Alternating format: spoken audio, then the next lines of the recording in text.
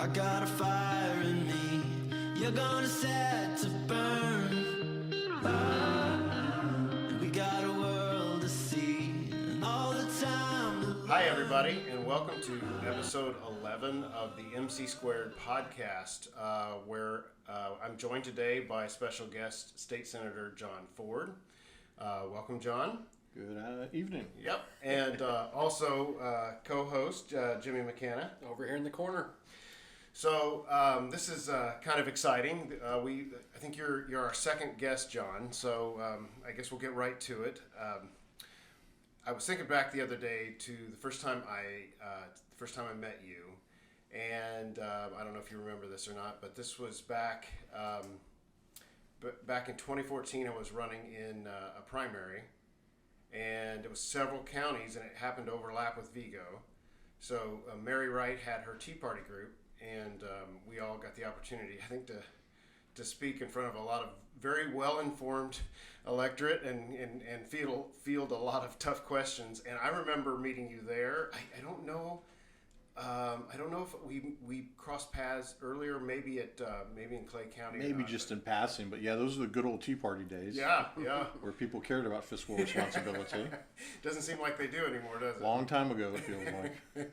Yeah, absolutely. Well, it's like I said, so I've known you for a while, and through a couple of campaigns, and my path's been a little different. Haven't won any elections, but you've won several. Have you won two or So three? I'm in my third term now. Third term, and you didn't even have an opponent the last time, right? I did not. Wow, that's awesome. Every once in a while, you get lucky. Well, that's great.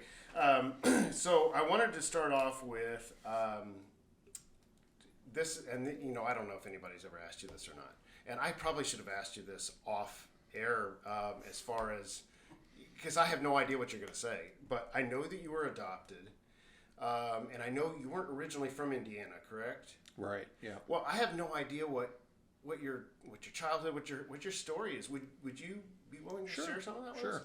Yeah. So I was born in a home for unwed mothers in Virginia, and then in an orphanage for a little while, and then put in the foster care system there in Virginia. My goodness. Adopted out by two parents, and then grew up with a sister that we adopted from Vietnam. So, foster care, adoption, refugee policy was always in our life, something we always talked about. And, later in life, moved here to Indiana. So my dad could work for the Hudson Institute at the time. Oh, wow. Yeah. Now, were they involved? I feel like I heard they were involved in politics somehow. Yeah, my dad had worked for the State Department. My mom had worked for the State Department as well at an early age. That's awesome. But yeah, so they were involved in federal government.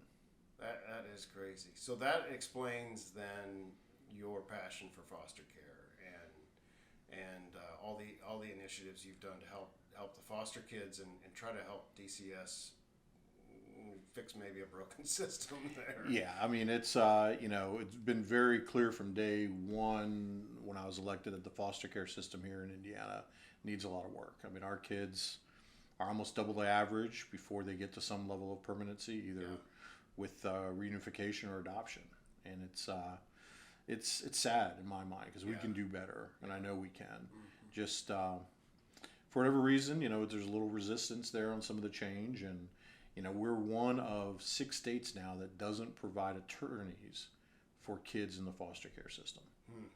So I think that's one of the main reasons why permanency takes so long here in Indiana. Right. Yeah. So I know we had talked that you've been working off session last year, I think, on hearings towards that end. Yeah. Where are you in getting this to happen?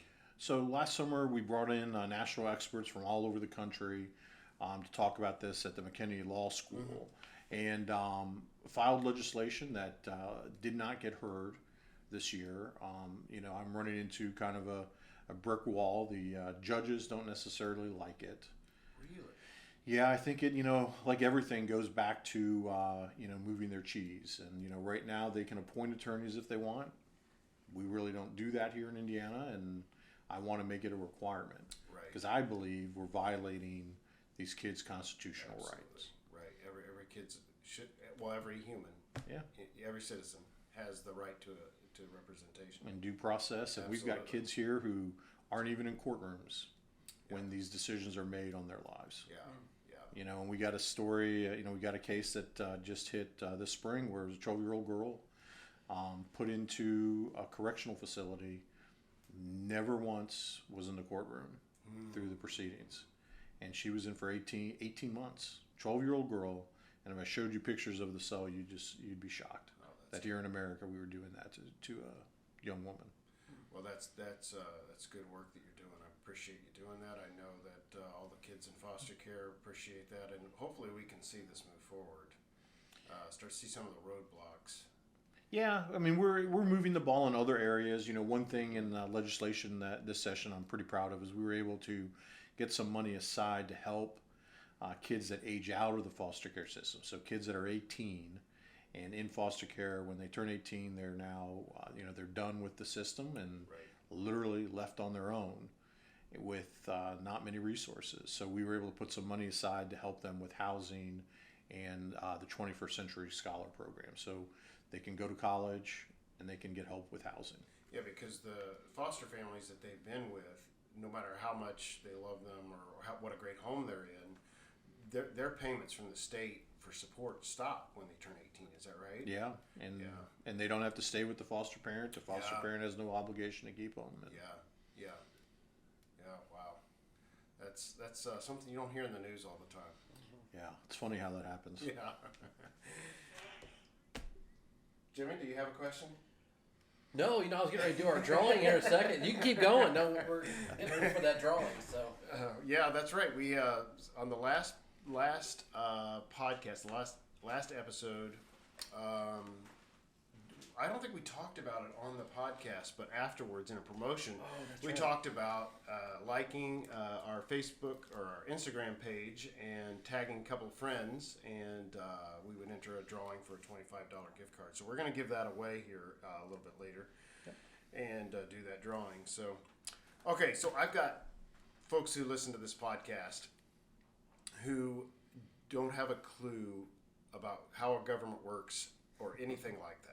And we kind of pride ourselves a little bit in what we bring to the table is a little bit of education, hopefully some entertainment, usually our mistakes, and also we bring Christianity into it, when applicable. But so I want to ask you what a state senator does, how long you're in for, and how much you make, and what your district is. Okay, so my district is District 38, which covers all of Vigo County, Clay County, and a northern part of Sullivan County. Okay. So that changed after the redistricting of 2020. State senators serve 4-year terms. We are part-time. We make, off the top of my head, I think around $27,000. Okay. And we have what we call long and short sessions. So this year was a long session, a budget session. So constitutionally, the only bill we need to get done is the state budget. The state budget. Okay. And that's really for the only thing we're obligated to get done. Obviously, we get way too many other bills passed for my liking. But then we do some summer study committees. Okay. And then assign to other areas. So they say part-time, but it's really... Yeah, it sounds like a lot of work. Yeah. Work for part-time. Yeah. So it's... I think I answered all those questions you threw out. Let's see. I think what's your decision? Yeah, I think you did. Let me talk about the committees I'm on. So we're Yes. assigned committees. So I am on public policy, which deals with guns, alcohol, gaming, things that are really deep dive issues. And in that committee, we may have 1 or 2 bills a session because they're such big topics. Then I'm on Child and Family Services. I'm ranking majority member on that. So that's everything that it sounds like. Anything dealing with families, a lot of the foster care stuff goes through that committee. Okay. Then I'm on Senate Appropriations, where I focus on foster care funding and higher education funding. So we've been going through some changes in higher ed, trying to make funding tied to performance, try to hold people accountable and make sure that That's a novel idea. Yeah. It's been taken 3 years to get that idea across the line, but we got it across the line. And then lastly, I'm chairman of the election committee. Yes. So that's everything to deal with elections, from redistricting to rules for precinct committee members. Which there's zero controversy with elections, correct? No controversy. I mean, there's nothing contentious at all. Short committee meetings. Yeah. 4 hours. I'll bet. So what's the makeup of the committee? Republicans are obviously a huge majority, but you have Democrats on every committee, right? We do, and on the Senate side, so it's 40-10. Okay. And different committees have makeup, but on, like, say, elections, I've got 2 Democrats Okay. and 7 Republicans. And it's the interesting thing is the majority of our bills, well over 90, I think 94% pass on a bipartisan Yes. measure. That's something you don't hear on the news. Right. They only want to talk about the 5 or 6% Yes. that we argue. But a lot of bills, we all work together. Yeah. Lots of legislation I work on, from election stuff to foster care. I have, Democrats that are on the bills. Yeah, that's great. Well, that's Indiana, Yeah. really. Okay, so I wanted to ask you about some of the legislation that has gotten passed in the last 2 sessions. Actually, I have noticed, and I could be off on this, but I've noticed a shift from economic only issues, and it seems like the last 2 sessions, both the budget and then prior, some of the bigger issues going on in the nation and also in the state, as far as social conservative issues, they haven't taken on all of them, and they certainly haven't taken all the ones I wish they would take on, or at least in the way that I wish they would take them on. But they have started to move the ball forward on that. I know that was it 2 years ago they dealt with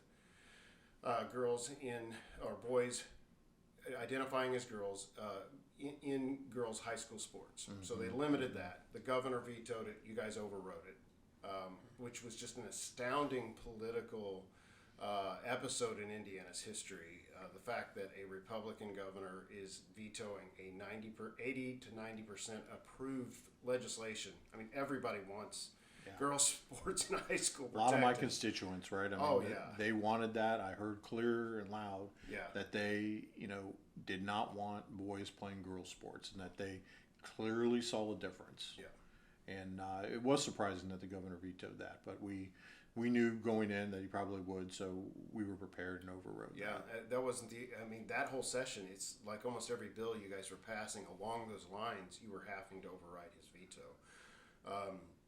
So picked up, I think that was the year too when the craziness was going on with COVID and the school boards, and we found out just recently that the FBI was literally in the parking lots of these school board meetings taking license plate numbers and putting them on a domestic terrorist watch list.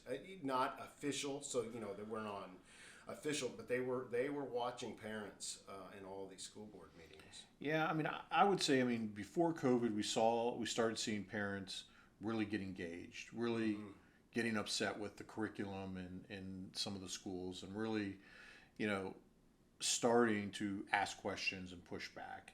And after COVID, it kind of sped up. I think some of the mask mandating and some of these other policies where they would pass them without even taking public comment. Right. That's the alarming thing to me, Right. that we have school boards that would literally pass major decisions Yeah. and take no public comment. Yeah. And I think, parents are still mad about that, still pushing back, Yeah. and really questioning curriculum right now. Yeah, well, I think they should be. So you guys passed a law that mandates public input has to be taken. Tell me about that bill specifically, or the law, because it's law now. Yeah, so we heard from all over the state that school boards were not taking public comment. And in my district, I had a school district who would not take public comment.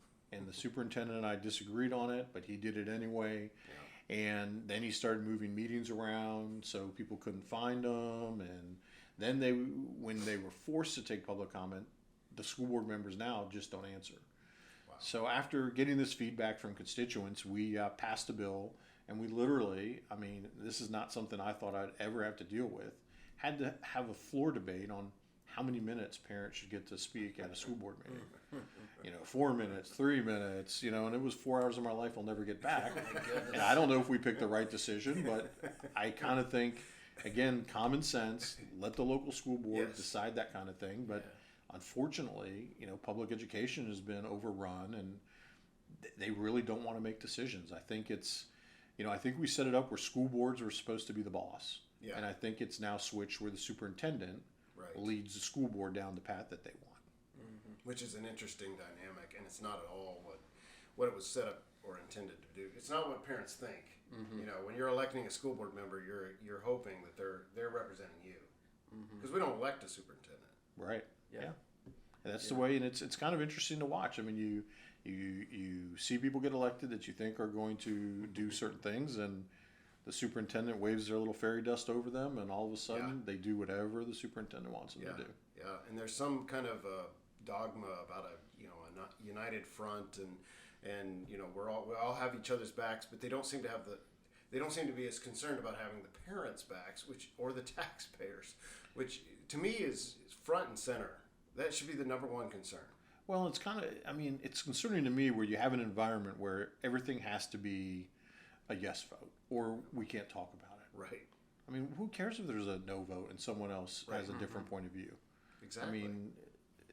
So it's been turned upside down, in my opinion. I think hopefully with some of the stuff that we're passing, but some of the stuff we're passing, we shouldn't have to, but we are. Well, that's, I think, kind of what happens. So ultimately, we don't want our legislatures to have to determine how many minutes a parent gets to talk, but the fact that they were being denied over and over again, and it was in your district, but it was all over the state, it was all over the country. Yeah. It was a countrywide thing that was happening. And well, look, did you see what happened this week at the Glendale, California school board meeting? Yes. Antifa shows up, and there's a big brawl because parents were voicing something different than what teachers or the school board wanted. Yeah, parents have awakened, and it is a good thing. It's not a bad thing, but you do hear a lot of complaining among teachers unions. A lot of complaining.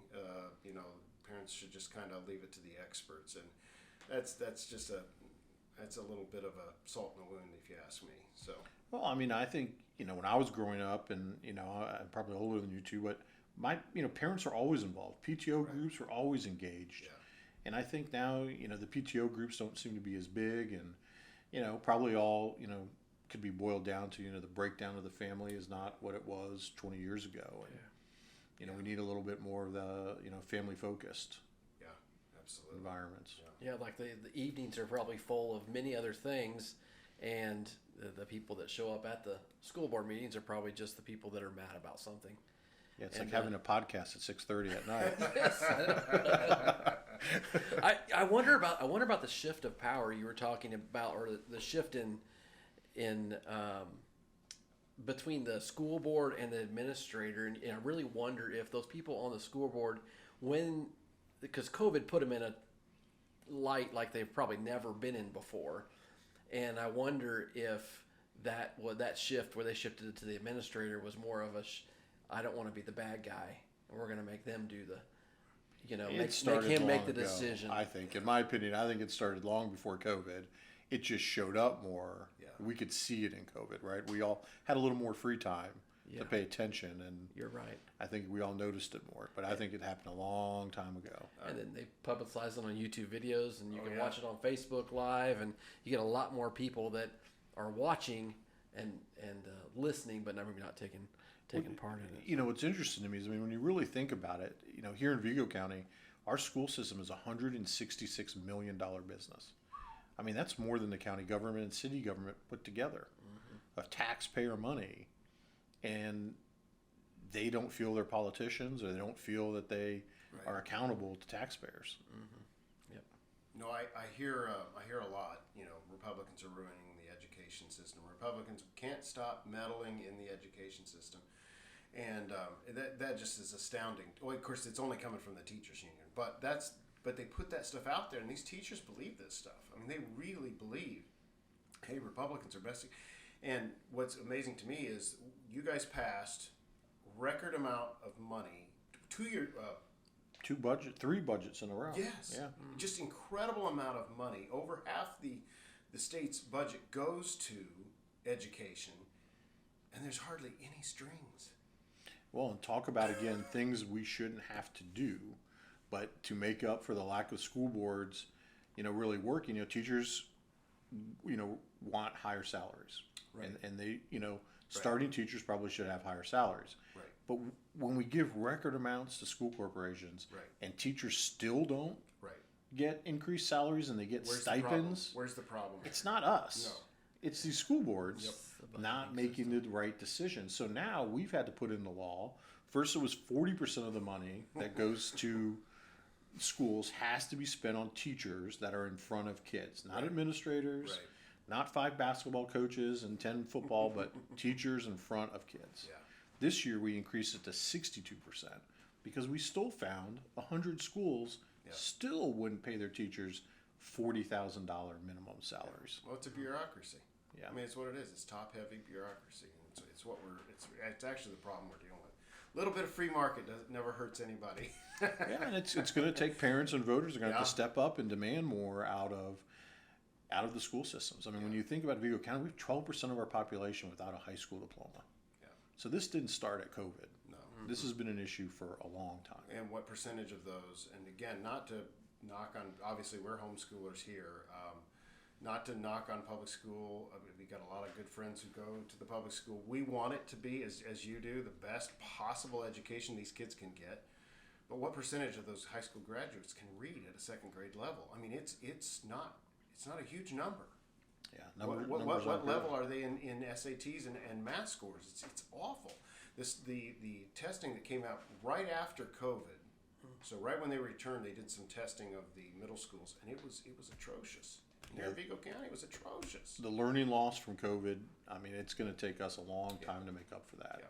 And I think we're going to see it in high school scores and kids coming out, and hopefully schools are putting programs together. I mean, we've put some money aside to do summer schools, and I think some districts are doing that. Yeah. You bet. Well, I see you have in front of you there some information about the state budget. So I'm a healthcare guy, so I'm on Vigo County Health Department board, but I've worked in a hospital my entire life, and we know that this county and this area unfortunately ranks really low in the counties for health.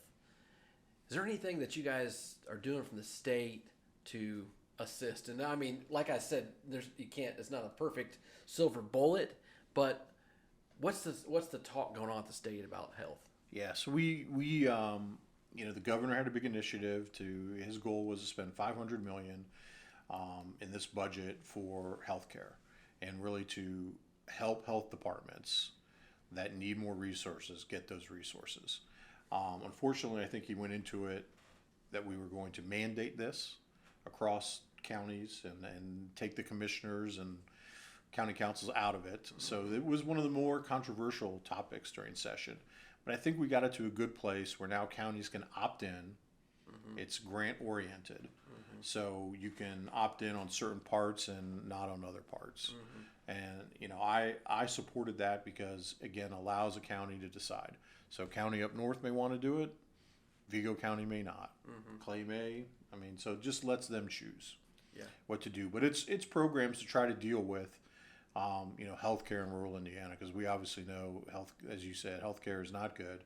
And an interesting thing, one of the reasons we need to do it is Medicaid this year had a double-digit increase, almost 20% increase in Medicaid, over $700 million of our budget. So when there's a pie chart here, for the first time since I've been elected, education is under 50%. Oh, wow, I didn't know that. And that's because Medicaid now is 18% of the state budget. Wow.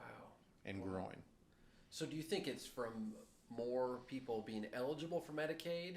Are they loosening any of the constraints to getting on Medicaid?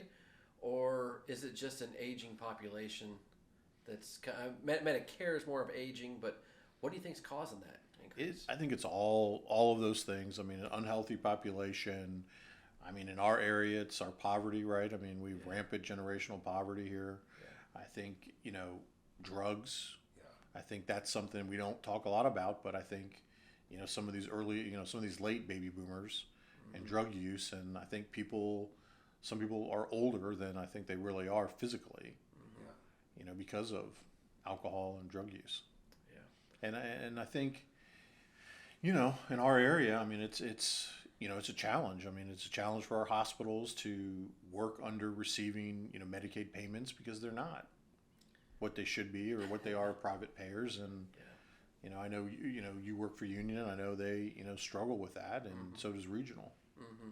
Yeah, because you treat everybody that comes in the exact same way, and it all comes out on the back end, and you hope that you're able to pay the bills, pay the employees, and that's been a difficult thing for us. But I really think a lot of things that are kind of panning out with, if it's not the health crisis, is the drug use in this area, but not necessarily who you think it is. I think it's really the degradation of the 40-year-olds, the 50-year-olds, and then putting the burden of, let's say, their kids on that other generation, the older generation, and kind of burning them out too. So, I mean, I usually think of drug use as being the 20s and all those, but I really think it's deeper than that in here, into the older generations, and it's causing, exactly like you said, generational poverty, and that just continues to roll that way. So, and I do think coming out of COVID, it has sped up some, the unhealthy folks. I mean, I think there are a lot of people who didn't seek treatment for various things, and I think we're seeing some, that older population passing away from things maybe that, had they sought treatment a few years earlier, could have lived longer. Yeah. And we're definitely seeing some of that. But it's, we're trying to do what we can to solve some of that. I mean, transportation is an issue. Yeah. Recently we did a study and found that in our region, West Central, almost 8% of our population does not have access to one vehicle. Wow. So how does, that person in rural Vermilion County get to health care, not just on an emergency basis, but regular basis for health care maintenance? And how do they get to a pharmacy? Another issue we have here. I mean, I went today to get medicine for one of my boys, and the pharmacy was closed. Walgreens down south closed. Yes. On Thursday at 4 o'clock in the afternoon. They can't hire pharmacists. Yeah. They're having trouble hiring pharmacists. My Yeah. gosh. So it's consolidating people to pharmacy. Like Walgreens, it's a big pharmacy. They're limited, and so we talk about that as far as when you discharge somebody from the hospital, we almost have to give them the medications for their entire time at home, because if not, they won't get them, and guess what? They're going to get sick again and come back even worse. So it's an interesting time for health. So yeah, and that's another area that we did spend a lot of time on, was healthcare cost. Trying to bring down healthcare costs, because some parts of our state have extremely high healthcare costs, and my concern is that we've got 5 big nonprofit hospitals here that really have a lot of money in the bank and on Wall Street. And unfortunately, I think in rural Indiana, some of our local hospitals get sucked into that battle. And I think that's something that I'm always paying attention to. Because, healthcare in Carmel or Fort Wayne is different than what we have here in Terre Haute. And we can't lump it all together. Rural healthcare is really challenged right now. I found something really interesting out this week, looking back through budgetary on healthcare, and I'll get off of healthcare after this, but we're having trouble with people obviously paying, which we've had for a long time. But I just found out that if you don't pay your medical bill, it won't go against your credit. Wow. So think about what that does. If you are having trouble keeping the lights on or having food, what's the last thing you're going to pay? Your medical bill. Yeah. That you feel was too high anyway.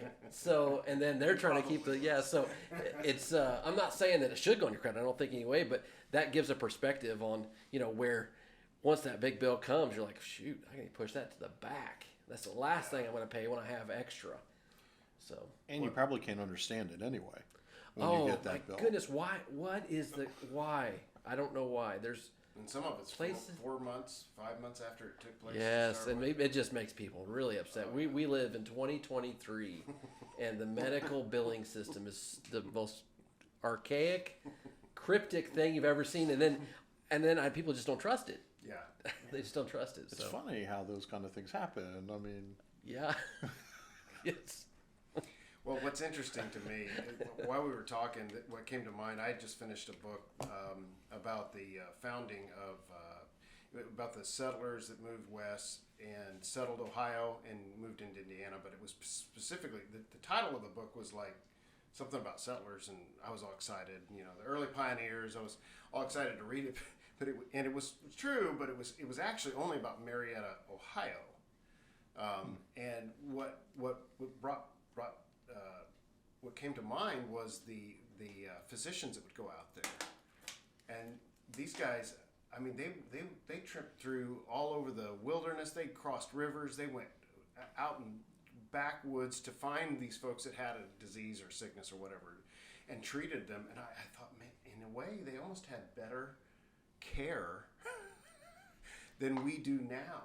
Absolutely. I mean, we've gone away from the traveling doctor to the family doctor to the house calls, and we've become so corporate.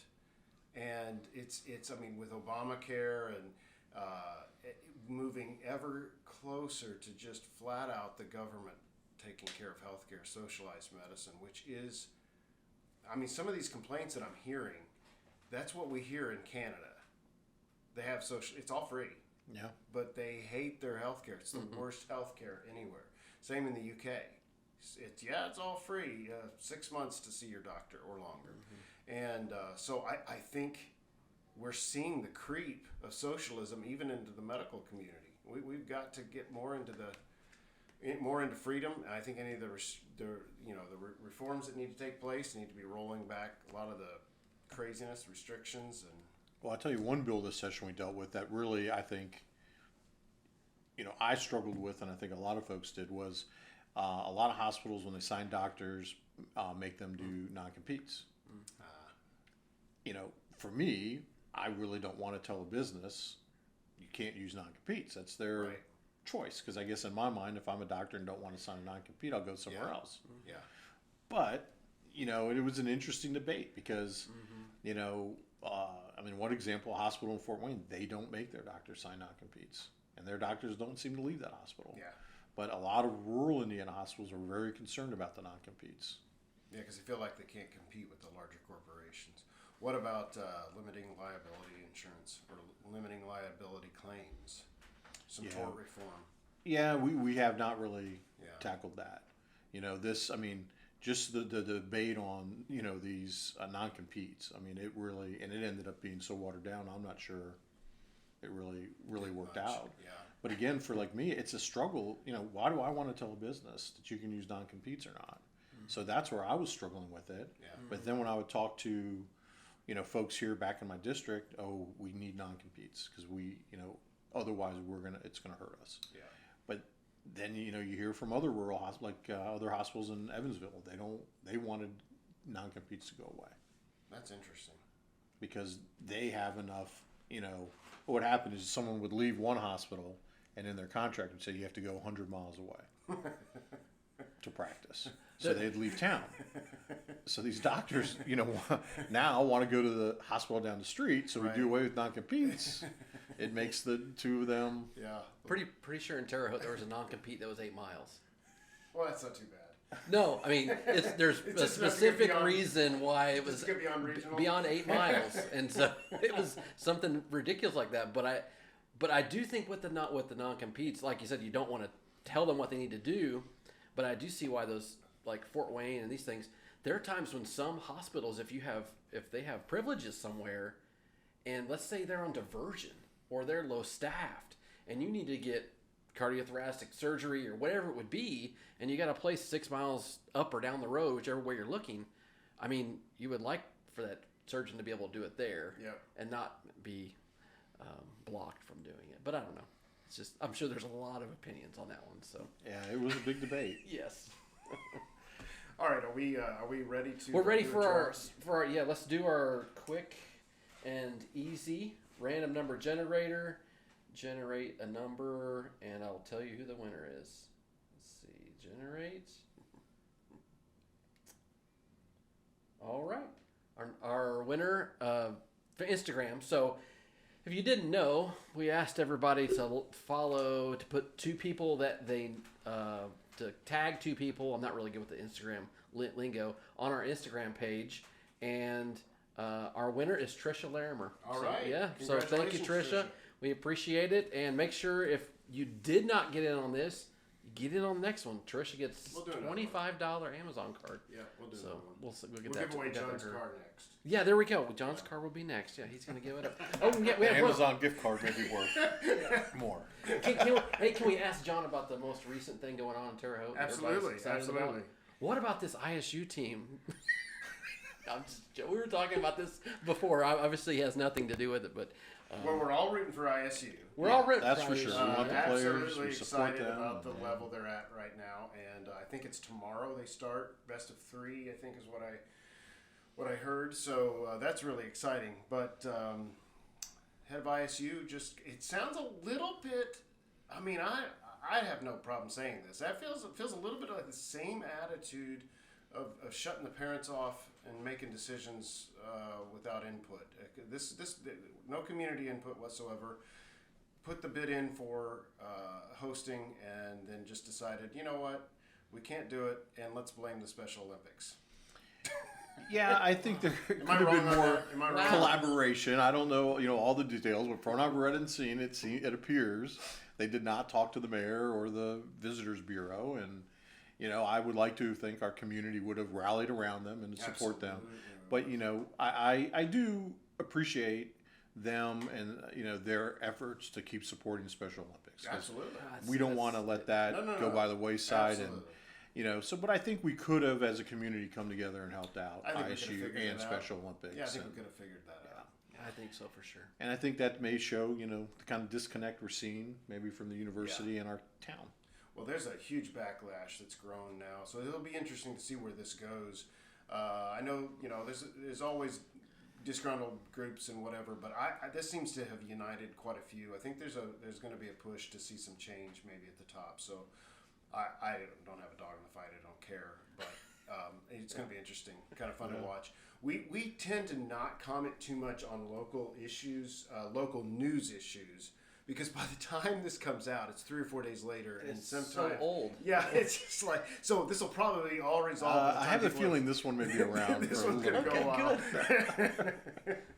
Well, John, it has been a real pleasure talking to you. Thank you so much for taking time out of your busy schedule and coming here on a weeknight and talking with me and Jimmy.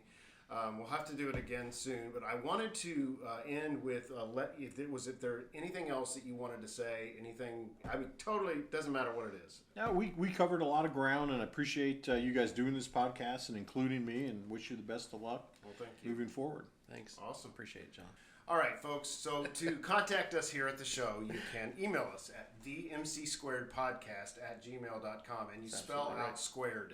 I have no idea why. I think the 2 was taken, but it's themcsquaredpodcast@gmail.com. Please like and share and subscribe to this video.